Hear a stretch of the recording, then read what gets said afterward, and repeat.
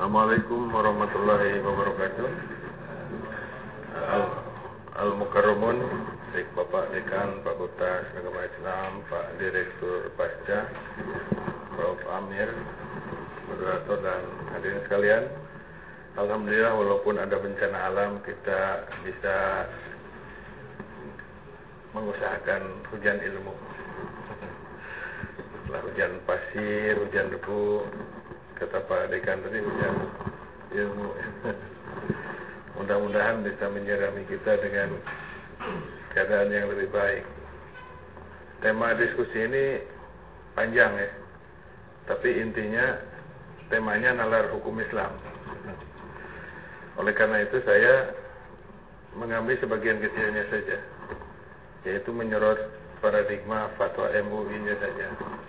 Dan itu pun dari yang sedikit saya ambil sedikit lagi. Jadi betullah firman Allah mengatakan wa ma utitu minal ilmi illa qalilan. Jadi qalil kita dengan qalil Tuhan itu beda. Qalil Tuhan begitu banyak ya.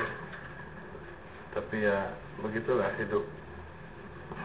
Saya tidak ingin membahas apa arti paradigma dengan asumsi udah tahu aja semuanya lah begitu. Ya. Saya akan mulai dengan pengantar ini yang pada dasarnya fatwa hukum itu sebagaimana dicontohkan oleh Rasul itu selalu bergantung kepada siapa yang bertanyanya. Walaupun pertanyaan sama, jawabannya bisa beda-beda. Itu boleh juga itu disebut paradigma sebenarnya ya. Paradigmanya kalau fatwa itu setiap orang menanyakan persoalan sama, tapi mufti memberi jawabannya beda-beda. Itu intinya. Sebagai contoh ya, saya ambilkan beberapa peristiwa. Orang bertanya pada Rasulullah tentang apa perbuatan yang terbaik. Perbuatan terbaik itu dalam matan hadisnya ada afdol, ada afyab. Ya Rasulullah, ayu amalil afdal. Ya. Kemudian pada seseorang yang jawabnya as-salatu ala waqtiha. Mungkin Nabi melihat orang itu ya malah sholat. Indikasinya itu sholat, jadi harus tepat waktu. Walaupun kemudian hadis ini diartikan berbeda antara ulama fikih dengan ulama tasawuf. Kalau ulama fikih yang dimaksud as-salatu ala waqtiha, waktu yang sudah ditentukan. Kalau ahli tasawuf mengartikan ala awwali waqtiha. Kalau saya jadi ahli hukum, maka sholat asar itu waktunya kan cukup panjang, muasa namanya. Tapi kalau di tasawuf begitu masuk waktu harus segera sholat. Kalau terlambat 2-3 menit keburu mati, kan nggak kebagian sholatnya gitu. Paradigmanya gitu kalau orang tasawuf. Yang gitu bedanya. Kemudian yang lain bertanya juga, apa perbuatan terbaik? Nabi menjawabnya birrul walidain. Karena mungkin Rasul melihat orang ini nggak bagus hubungannya dengan ibu bapaknya. Ya. Ada lagi yang bertanya, apa perbuatan paling baik dengan menggunakan kata afyab dalam naskah hadisnya itu? Nabi menjawab amrul rajul biyadihi wa bai'un mabrur. Nah, amalur rajul biyadihi itu oleh Asy-Syafi'i diartikan az-zira'ah, pertanian. Yang kedua, jual beli yang mabrur. Dan jual beli yang mabrur itu belakangan diartikan agrobisnis. Jadi bisnis hasil pertanian itu sangat bagus. Dan pengalaman saya melihat para petani itu sebelum menikmati hasil pertaniannya suka mensedekahkannya pada orang lain sekitarnya. Itu di mana-mana. Bukan hanya saja di Indonesia, orang Amerika pun begitu. Jadi kalau musim musim apple picking, musim panen apel, orang boleh ngambil apel sepuas-puasnya, pakai lempar-lemparan juga nggak apa-apa. Tapi kalau mau pulang harus dikilo, harus bayar. di Connecticut tuh banyak petani tomat. Kalau kita main ke kebunnya musim tomat, kita diberinya berapa banyak kita diberi tanpa bayar. Di mana-mana petani itu rata-rata begitu ya. Jadi dermawan gitu. Makanya indikator Nabi amalur rajul biyadihi wa bai'un mabrur itu saya kira sangat tepat. Bahkan hadis ini dulu waktu saya jadi penasihat gubernur Jawa Barat, ini jadi proyek ya. Proyek perkebunan dan peternakan. Dasarnya ini ya, dan disetujui oleh DPRD. Kasus lain adalah kasus seorang wanita yang mengadukan suaminya karena bakhil, namanya Hindun. Suaminya Abu Sufyan. Ya Rasulullah, suami saya ini kaya, tapi kikir banget. Gimana nih saya? Nabi tanpa memanggil si terdakwa, si suaminya, dia putus. Sambil berkata, khudilaki wali walidiki mayakfiki. Ambil saja tuh harta suamimu itu untuk kamu dan anakmu secukupnya. Sampai-sampai dalam Al-Jami' Sahih Bukhari, hadis ini diberi judul Al-Qada'u 'alal Ghaiz, yang dalam bahasa hukum acara perstek. Jadi putusan perstek kan. Nah, ini begitu indahnya nih kisah-kisah yang singkat ya yang saya ambil ini. Sehingga perubahan atau perbedaan putusan fatwa atau kasus yang sama terus berlanjut hingga masa berikutnya, bukan hanya pada masa Nabi. Sehingga terumuskanlah oleh Ibnu Qayyim Al-Jauziyah dalam kitab I'lamul Muwaqqi'in Taghayyurul Fatwa Bitaghayyur Azminah wa Namkinah wa Niyatul Awaid, yang kemudian dikutip oleh mahasiswa kalau membuat tesis atau skripsi itu jadi Taghayyurul Ahkam. Padahal teks aslinya Taghayyurul Fatwa, bukan hukum fatwa yang berubah. Ya, jadi Taghayyurul Ahkam tuh. Yang ngutip-ngutip disebutnya ngutipnya dari Imam Qayyim Taghayyurul Ahkam, yang benar Taghayyurul Fatwa. Ada deceiving, ada penipuan ilmiah sedikit, kebohongan sedikit tuh. Ngutip tuh nggak benar tuh. Taghayyurul Fatwa bukan Taghayyurul Ahkam. Ada distorsi ya. Gitu. Secara institusional pun lahirlah lembaga fatwa dan mufti dalam sejarah ketatanegaraan Islam. Dan institusi ini muncul ketika khalifah-khalifah itu bukan yang mumpuni ilmu dunia dan ilmu ukhrawinya.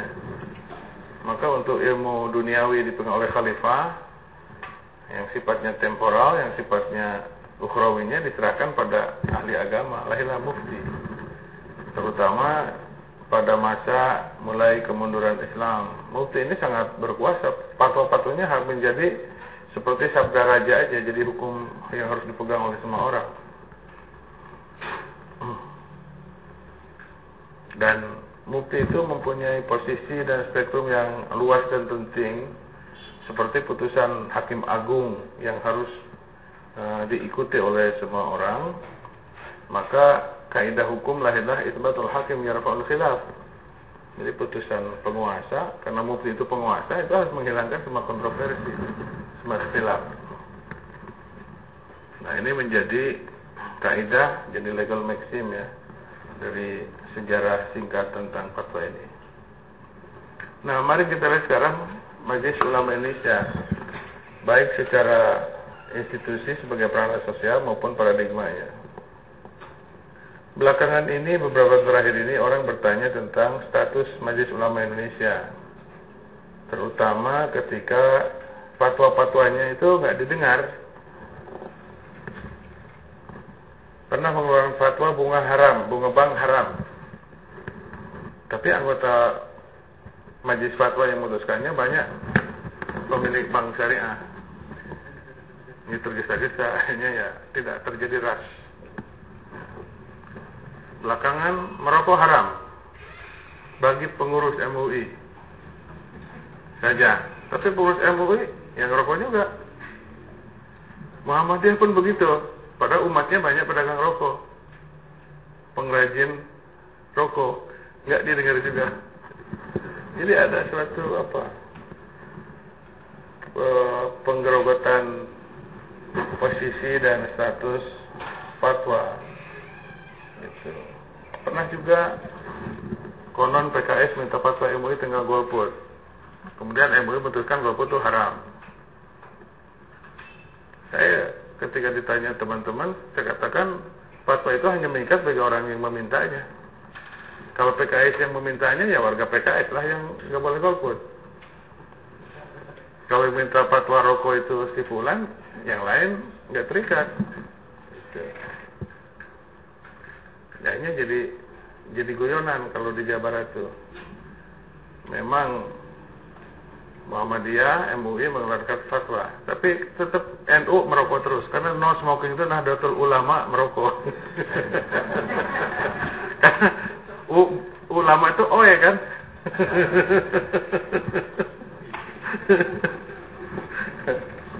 Jadi guyonan. Jadi masyarakat menjadi apatis terhadap produk-produk fatwa Majelis Ulama kita.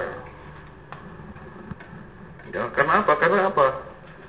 Putusan fatwa itu tidak punya law enforcement, tidak ada kekuatan polisional. Jadi apa? Statusnya nggak jelas. Teman-teman Hakim Agung di Mahkamah Agung prihatin juga dengan status MUI begini ini. Malu sama negara-negara Muslim yang punya lembaga fatwa yang kuat. Jadi malu kita kalau ngomong sama mereka. Fatwa ini nggak didengar orang, seperti angin lalu aja. Nah, mengingat fatwa itu bersifat ijtihadi dan kebenaran sangat relatif, terutama di negara Pancasila ya, tidak mengikat, tidak ada personal, tidak ada kekuatan polisional. Nah, kita lihat asal-usul MUI itu gimana. Di Bandung ada teman menulis disertasi tentang Majelis Ulama Jawa Barat dalam menyelesaikan pemberontakan DITI di Jawa Barat. Jadi MUI itu mulai muncul di Jawa Barat ketika terjadi pemberontakan DITI.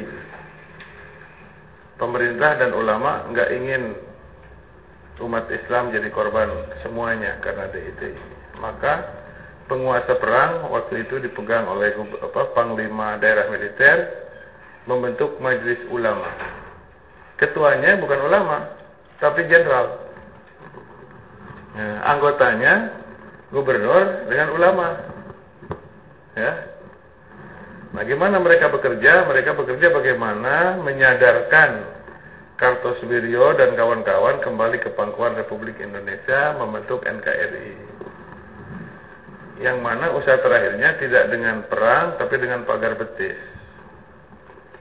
Jadi melokalisasi gerak mereka, akhirnya mereka menyerah, diampuni, dan tetap anak cucunya bisa jadi pegawai negeri, tidak seperti orang PKI, anak cucunya nggak boleh jadi pegawai negeri.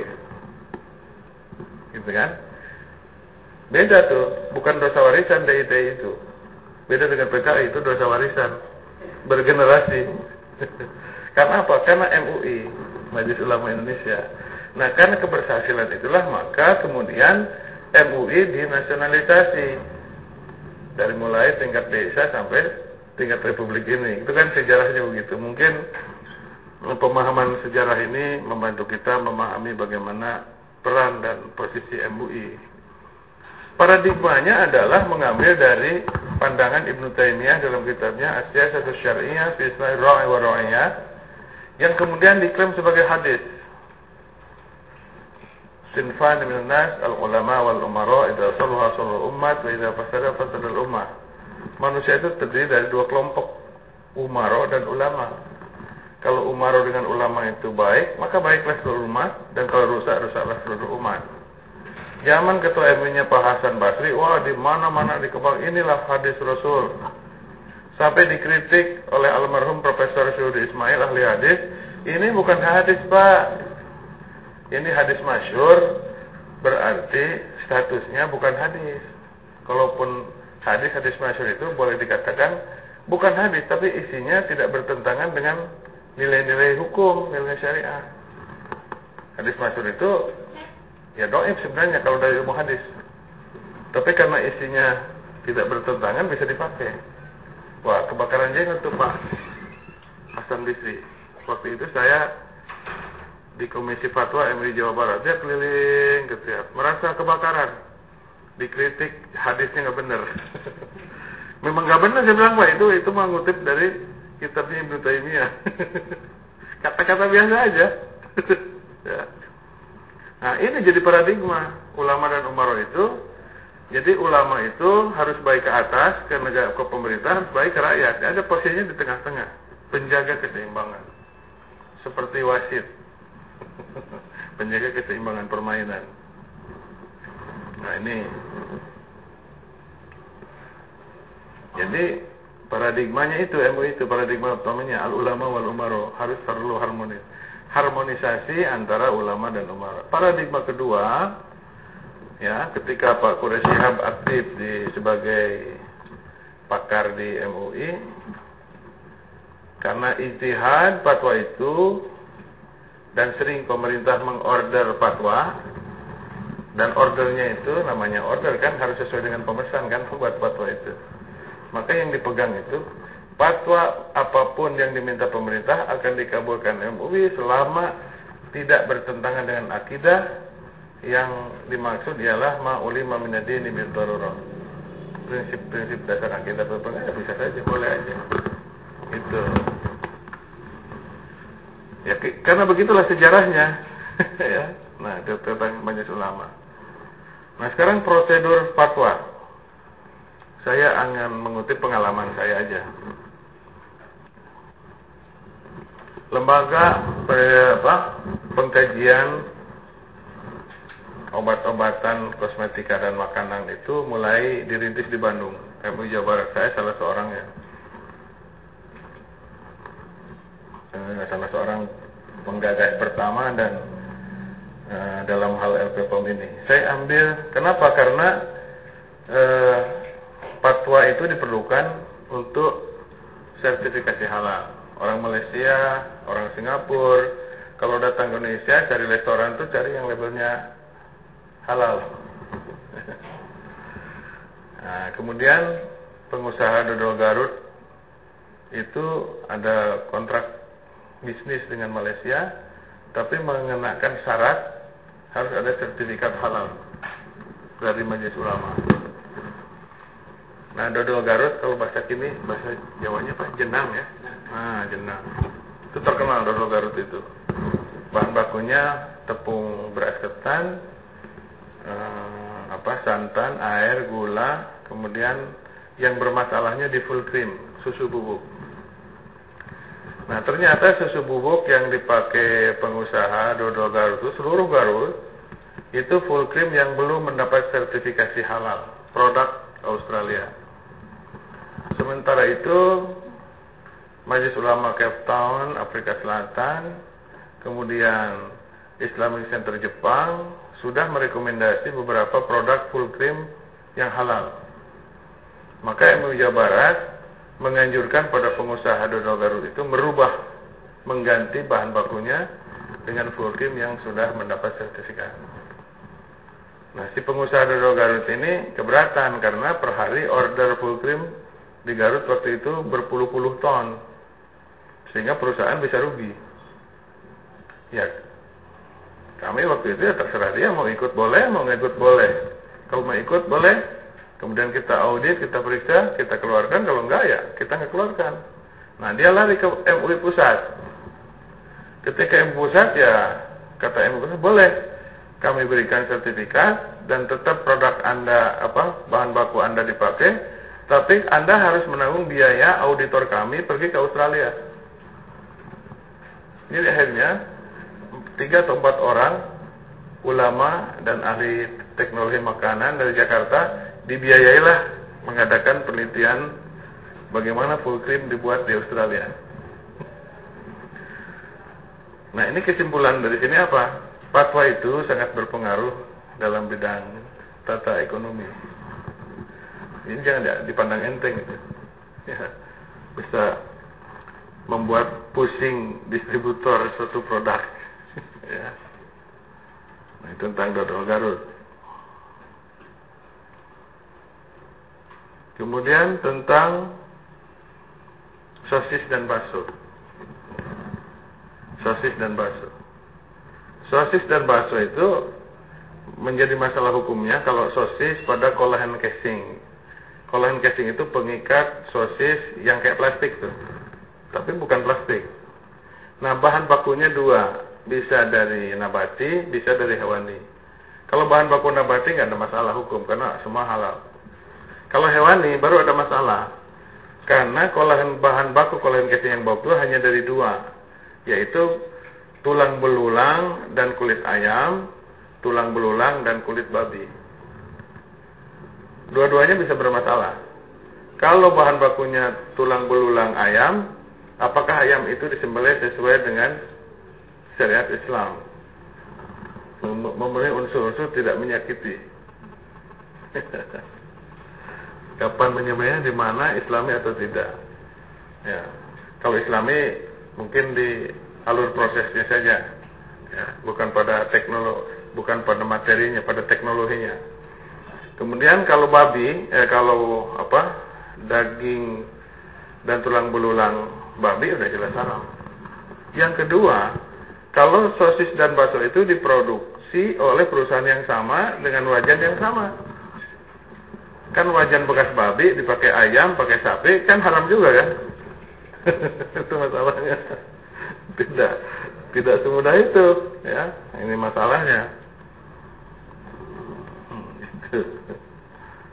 Itu masalah untuk mencari kehalalannya. Nah, dari kasus ini maka kesimpulannya bahwa teknologi makanan itu memerlukan partisipasi pakar hukum dalam pemasaran produk-produknya. Jadi teknologi makanan nggak bisa tanpa partisipasi hukum. Kalau kata ahli hukum haram makanan, apa ya dia nggak bisa jualan. Banyak ternyata produk-produk makanan yang bahan bakunya dari luar negeri, cara proses pembuatannya juga dimasalahkan, bukan hanya materi, prosesnya Pak. Sehingga auditor MUI, LPPOM itu banyak yang harus pergi ke mana-mana, ke Eropa, ke Australia, ke Jepang, bahkan ke Singapura pun yang dekat pernah ada auditornya juga. Bikin kita 3 lapis, audit pertama, kemudian kirim auditor kedua, auditor ketiga yang orangnya beda dan tidak dikasih tahu satu sama lain. Saya pernah jadi auditor ke perusahaan sosis dan bakso babi. Nah, dianjurkan pertama bahan bakunya harus beda, bahan alatnya mesin. Dia lapor, Pak, udah beli mesin baru. Saya turunkan. Iya Pak, saya bilang, saya di sidang di majelis fatwa. Betul Pak Juhaya, mereka sudah punya alat baru, betul.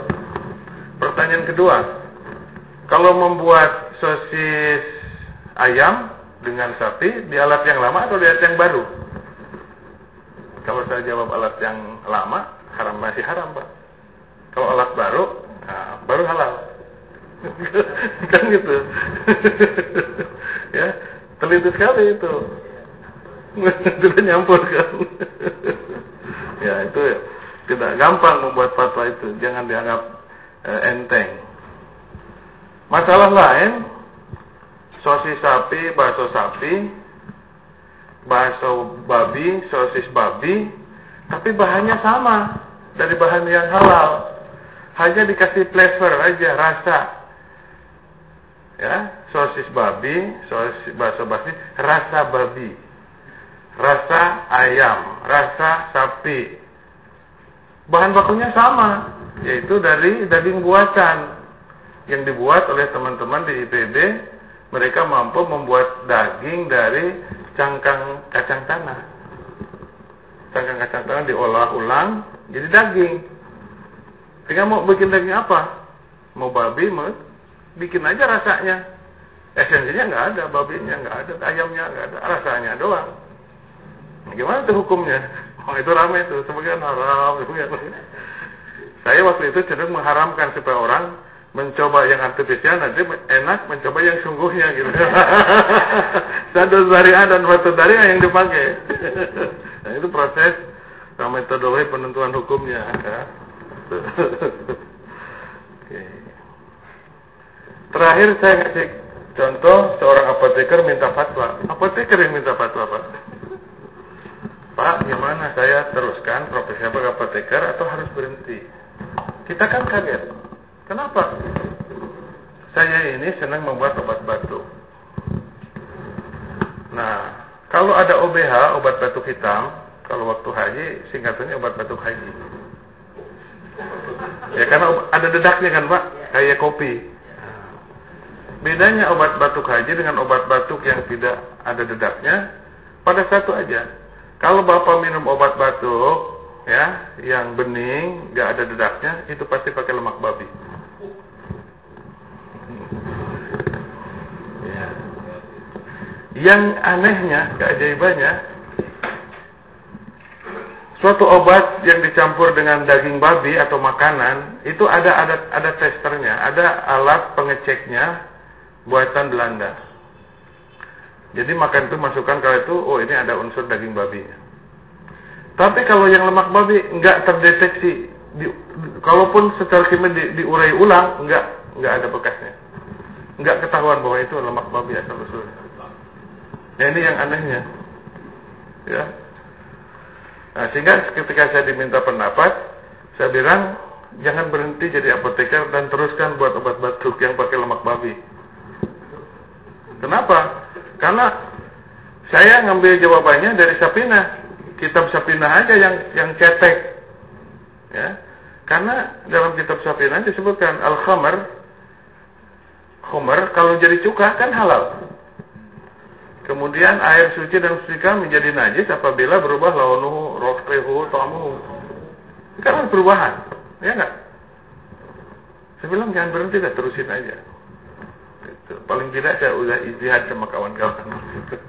Idza asaba ajroni, wa idza arwa ajrun wahid. Ya, itu menarik sekali sehingga ini semuanya mengukuhkan suatu suatu kaidah mafhum mukhalafah, mafhum muwafaqah, bahwa hukum itu memang yaduru ma'illatihi wujudan ma'adaman. Ya. Tapi prosedur untuk ke situ tidak mudah, ternyata metodologinya panjang, ya. Ini barangkali yang harus kita ini. Demikian juga jam. Jam itu selai, ya, buat roti itu. Nah, selai itu semuanya dalam alur proses pembuatannya itu dicuci pakai alkohol, semuanya. Tapi kalau Bapak pakai jam yang rasa pineapple, bahasa kitunya, rasa nanas, itu tingkat alkoholnya tinggi. Karena rasa nanas itu supaya bertahan berbulan-bulan sampai expire date-nya, dia alkoholnya untuk pengikat rasanya harus agak banyak. Ya, itu waktu proses fatwanya itu banyak juga yang menentang, terutama ulama Persis, Persatuan Islam. Ngapain katanya makanan diawetkan menggunakan alkohol? Gitu.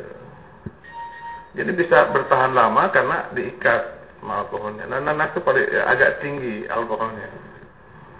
Demikian juga di Bandung ketika ada hotel Hasanah Regency yang hotel Islamik.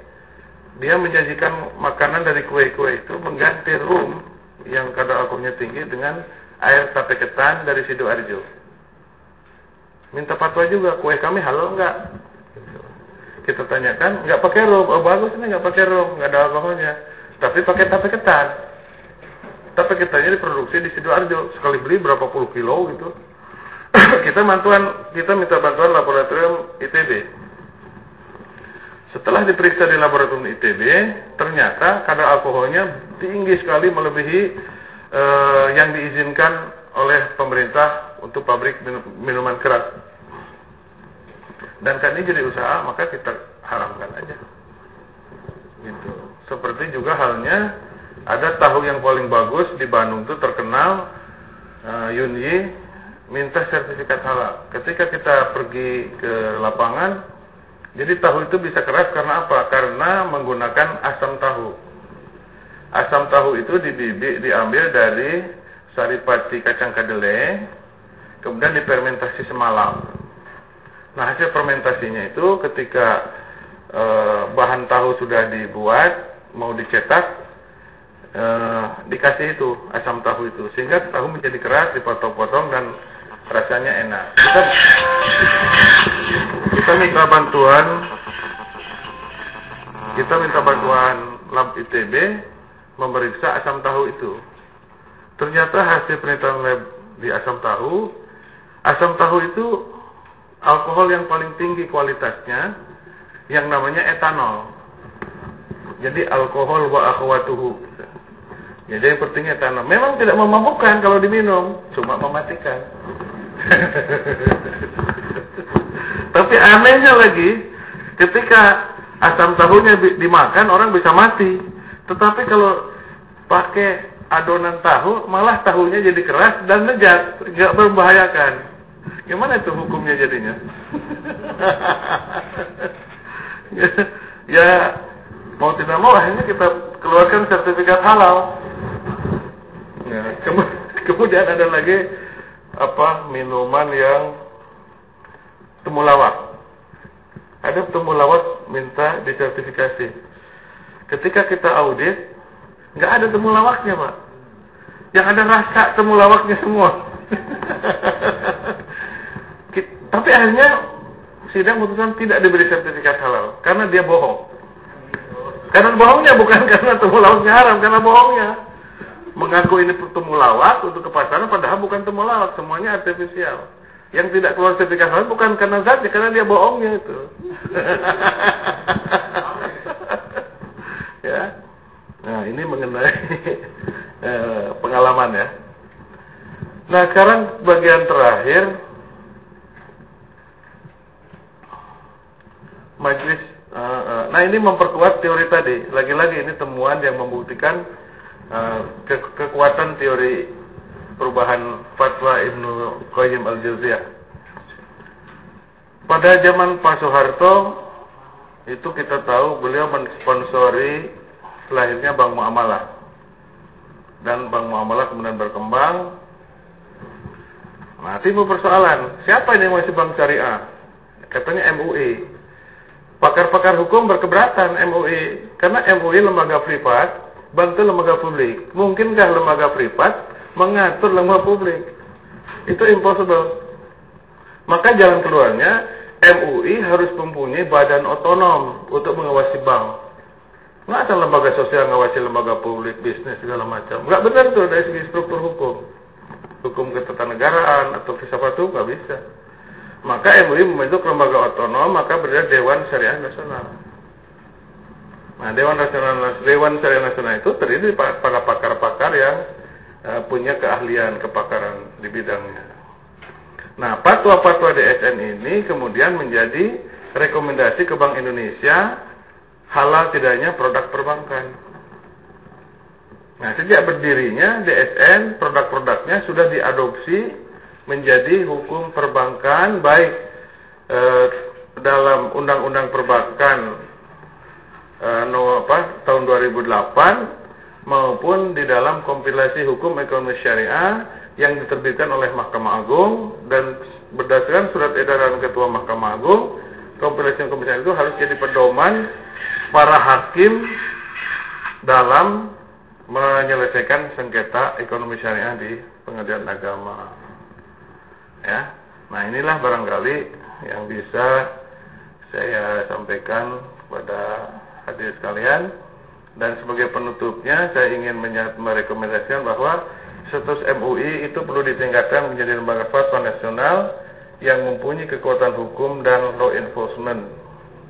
Oleh karena itu perlu ada SOP-nya, standar operasional prosedur yang menyangkut institusi, personalia, struktur, substansi dan materi hukum yang memadai. Yang kedua, perlu kajian institusi MUI yang berkelanjutan dan mengembangkan produk-produk fatwa yang meaningful, punya arti bagi pembinaan hukum Indonesia, sehingga hukum Islam benar-benar tidak bisa terpisahkan sebagai hukum hidup dalam sistem hukum nasional. Terima kasih. Assalamualaikum warahmatullahi wabarakatuh. Waalaikumsalam warahmatullahi wabarakatuh. Terima kasih Prof. Sudah cukup